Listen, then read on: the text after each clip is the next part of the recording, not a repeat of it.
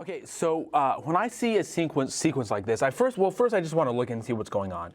But one of the first features that I realize is I've got this -1 to the power of k.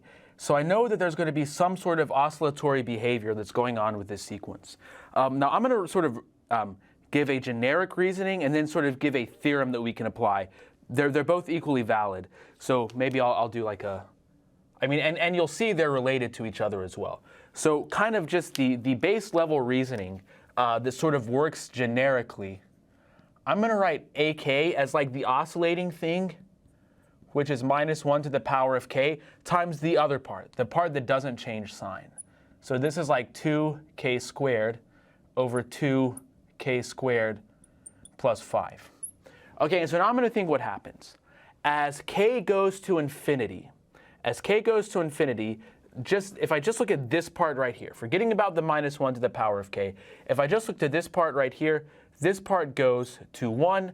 I will let you convince yourself of that. But for example, if you do L'Hopital's rule twice, or if you divide the top and bottom by k squared, you can see that this is going to go to 1. Okay, so this part, the part that doesn't change sign, goes to 1 as k goes to infinity. So let me draw a plot here. Okay, on the other hand, this part that's changing sign, this is alternating. For all of the odd values of k, this is going to be negative, and for all of the even values of k, for all of the odd values of k, this will be negative, and for all of the even values of k, this will be positive. So therefore, like let's say this is k is equal to 1. If I have a little break here, and this is k is equal to 10 to the power of 10, so some unimaginably large number, this is going to be very close to 1, and for even powers, for even values of k, we're going to be roughly here at 1, and then for odd values of k, we're going to be roughly here at -1. And so like half of the sequence is going to 1, and the other half is going to -1, and then it's just going to kind of bounce around as k goes to infinity. The even terms are going to get closer and closer to 1. The odd terms are going to get closer and closer to -1.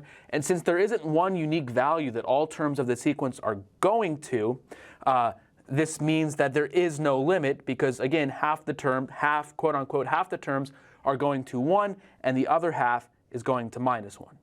If I look at this sequence just with even k's, those terms are going to 1. If I look at this sequence with the odd k's, those terms are going to -1. So there is no limit. So there is no limit since odd terms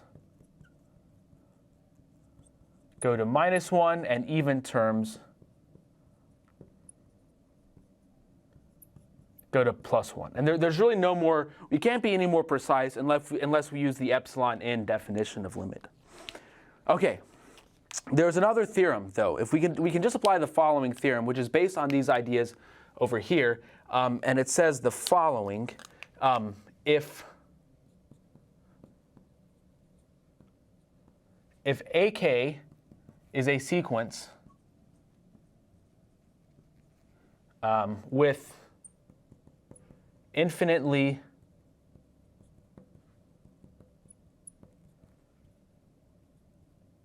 many positive and infinitely many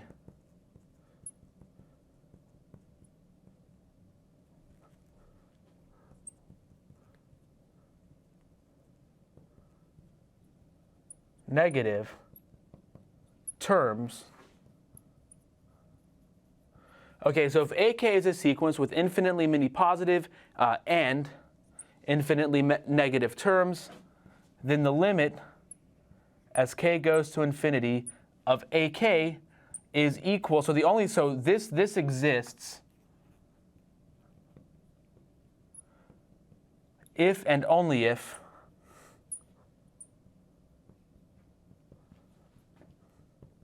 the limit as k goes to infinity of the absolute value of AK is equal to 0. So if you have something oscillating, the only way that the sequence can have a limit is if that limit goes to 0. If the absolute value of the terms goes to 0.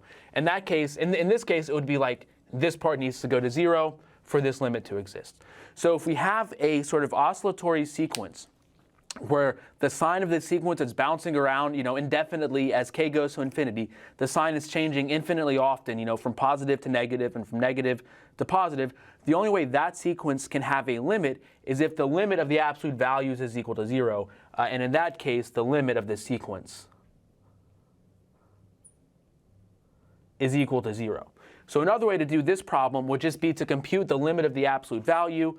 This is the absolute value, so the limit of the absolute values is 1, and so that would be another way to tell that this sequence does not converge. And again, this reasoning is based on, this reasoning over here is just a more generic version of this reasoning here, but it's based on the principles that I described over here.